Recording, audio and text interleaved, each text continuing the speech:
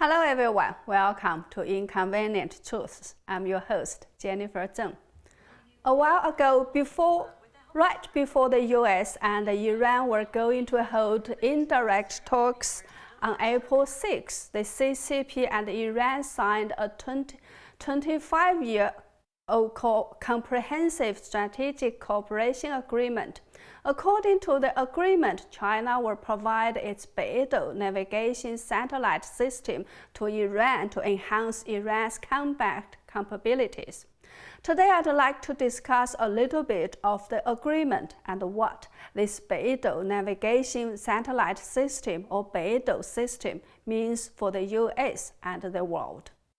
The China-Iran Comprehensive Strategic Cooperation Agreement includes three main aspects. One, the CCP will invest $400 billion in Iran for energy and infrastructure construction. Two, oil and trade transactions between China and Iran will be settled in renminbi. And three, Iran will install the CCP's BeiDou system for its missiles. Among the three items, the renminbi settlement and the BeiDou system have caused the most concerns. Under the US sanctions against Iran, countries are prohibited from conducting oil transactions with Iran, and if the US dollar is used in such transactions, the relevant banks will be subject to US secondary sanctions. All financial ties with the US will be severed, and all business and assets will be frozen. In addition, the U.S. will pressure the Society for Worldwide Interbank Financial Telecommunications (SWIFT) to cut its telecommunication ties with Iran. However, if renminbi is used to settle oil trade between the CCP and Iran, the CCP will help Iran to get rid of restrictions of using US dollars, thus largely bypassing the US sanctions. Currently, South Korea is still holding $7 billion of Iranian oil money under US sanctions over its nuclear program. This has put great pressure on Iran's economy to the point that Iran is even unable to buy the CCP virus vaccine. So from this, we can see how eager Iran could be to be able to get rid of the restrictions of having to use US dollars. From the CCP's perspective, China is the world's largest importer of crude oil. If oil purchases can be settled in must be settled in US dollars, the CCP must pay huge fees in order to convert renminbi yuan into US dollars. According to statistics, China's daily settlement volume through SWIFT is between $200 billion and $300 billion US dollars, and the handling fee alone costs the CCP $7.3 billion to $10.9 billion US dollars per year. Therefore, using renminbi for settlement saves the CCP a lot of dollars for itself. From the military point of view, an advanced navigation system is the fundamental guarantee for missiles to hit the target.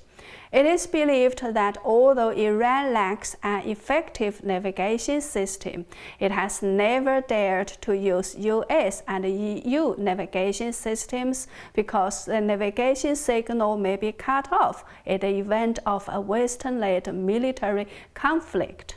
However, the installation of the BeiDou system on Iranian missiles will improve their targeting accuracy to a certain extent and pose a threat to the US aircraft carrier fleet in the Persian Gulf.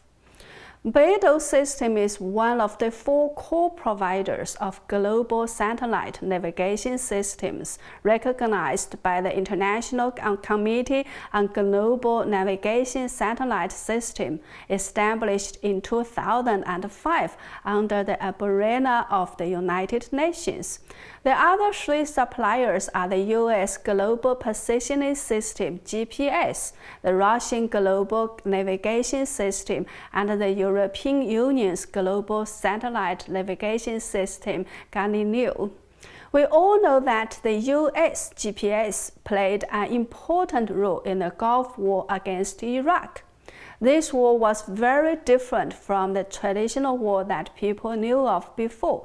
With GPS positioning and navigation capabilities, the US military was able to achieve a very high hit rate for precision-guided weapons to reach their targets, avoiding injury to innocent people and greatly enhancing combat efficiency.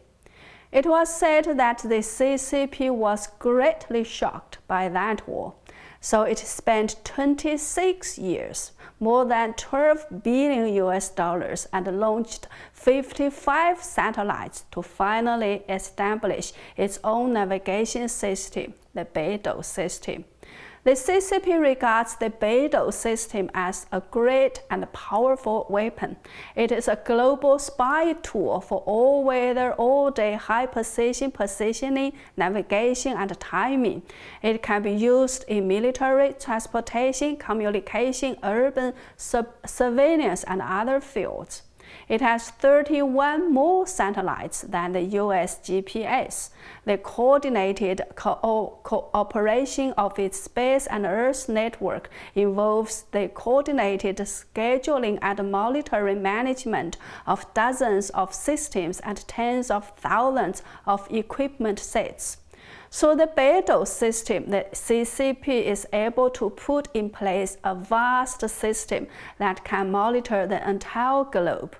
To ensure the safe launch, successful orbiting, and a stable operation of the BeiDou satellite launch mission, the CCP has laid out ground radar, ground measurement and control stations, maritime measurement vessels, and relay satellites on land, sea, and sky to create a global coverage measurement and control network, providing online services for space measurement and control of BeiDou satellites at any time.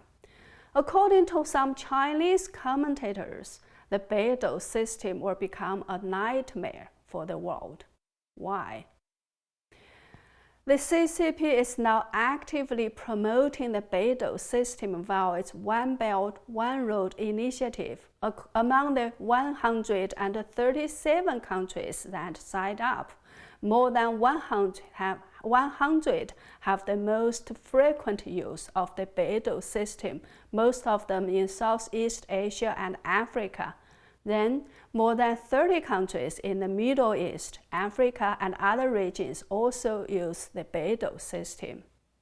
Now, since the CCP and Iran have signed the 25-year agreement, once Iran introduces the BeiDou system, the power of its missile force will multiply. Many countries in the Middle East might also want to follow suit and cooperate with the CCP. And after Iran has the BeiDou system, the nightmare of the United States will begin. With increased navigation accuracy, Iran can use ballistic missiles to strike US aircraft carriers, and the situation in the Middle East is likely to change. Iran has developed and equipped a number of ballistic missiles. As recently as January this year, it's tested missiles of various ranges. The missiles are capable of carrying a 650 kilometers or 1,400 pounds warhead and have a range of about 2,000 kilometers or 1,200 miles. With a range of 1,200 miles, the missiles can hit most countries in the Middle East, as well as the US military bases in Iraq, Saudi Arabia, and other places. Actually, not only Iran, North Korea has also received training from the CCP on the technology and applications of the BeiDou system. According to South Korea media Dongya.com, as early as 2014, 19 experts from 8 Asia-Pacific countries, including North Korea, have received trainings in China on the BeiDou system. The report said North Korea had learned satellite navigation technology in China and was likely to use it exclusively for military purposes, which was a further cause for concern in South Korea. The report said in the first half of 2014, North Korean drones used the most basic GPS technology when they took pictures of Kinhwa-dae, the official residence of the President of South Korea, and Byanggang Island in South Korea. We all know what kind of a regime North Korea is. It is very likely that it will use the satellite navigation technology it learned from the CCP for military purposes. This would also be a nightmare for the world if the technology is used in long-range missiles or drones. Another strange thing is, while the CCP charges Chinese people for using the BeiDou system, it promises free service outside of China. It says that the BeiDou satellite navigation system will provide both open services and authorized services to the world. The open services are the same as those currently provided by the GPS system, providing free positioning, speed measurement, and timing services in the service area. However, inside China, the service is not free. Truck drivers in China are forced to use the BeiDou system and pay a 100 yuan or about $15 training fee per month. They are also forced to spend about 2,700 yuan, about $412 to install a video surveillance system that connects to the BeiDou system inside their trucks. The surveillance system will record all the movements of the trucks, including where they have been to, whether the truck drivers have followed the rules and stopped to take a rest after 4 hours of continuous driving, etc. So a while ago, on April 5th, truck driver Jin Deqiang was stopped at a checkpoint in Tangshan City, Hebei Province in China. It was found that his video surveillance system had dropped offline and was not working, so his driving history was not recorded. As a result, he was given a fine of 2,000 yuan or about $305. This driver became very upset. He could only earn 200 to 400 yuan per day and had 3 children to raise, and altogether he had only 5,000 yuan savings. So you guess what? He chose to kill himself at the checkpoint with some very poisonous pesticide. You can see on the screen his truck and the bottle for the pesticide that had killed him. Before he killed himself, he wrote a suicide note saying that he had been working for 10 years as a truck driver without earning much money, but his health was totally ruined and he couldn't live too much longer. How could he know that the BeiDou system had gone offline as a truck driver? So he chose to kill himself in order to raise some awareness. He hoped that his death could make the leaders pay some attention to this matter. His death did cause quite a stir inside China. There are 30 million truck drivers in China. If all of them are forced to spend thousands to install and maintain the BeiDou system, how much money can the CCP earn from them? And why should a truck driver be fined if the system went offline?